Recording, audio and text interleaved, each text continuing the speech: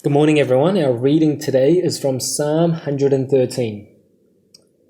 Praise the Lord, you his servants. Praise the name of the Lord. Let the name of the Lord be praised, both now and forevermore. From the rising of the sun to the place where it sets, the name of the Lord is to be praised. The Lord is exalted over all the nations, his glory above the heavens. Who is like the Lord our God, the one who sits enthroned on high, who stoops down to look on the heavens and the earth? He raises the poor from the dust and lifts the needy from the ash heap.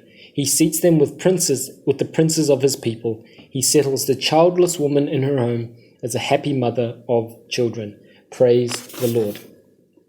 Now, when it comes to reading the Bible, I think one of the things that we have to understand is, one of the main things is that the Bible is not about us. The Bible isn't a roadmap even on how we're supposed to live.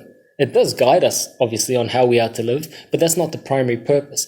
The Bible is God's revelation of himself, most specifically in Jesus Christ. So when we read the Bible, I think one of the most important things that we have to approach it with, the lens that we read it through, is what is this saying about God?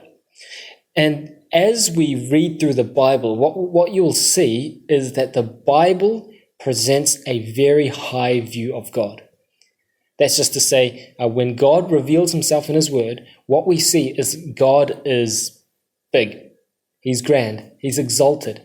And so after reading a psalm like that, I think if you have time, go back and read it with the view of seeing the bigness of God.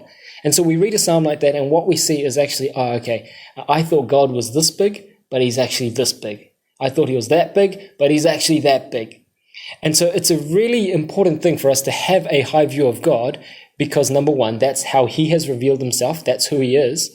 And number two, having a high view of God is going to affect the way that we live and the way that we respond to everything in life. And that's what we want to leave you with today. Here's a thought for discussion in your household. How does having a high or a low view of God, how does our view of God affect our Christian life?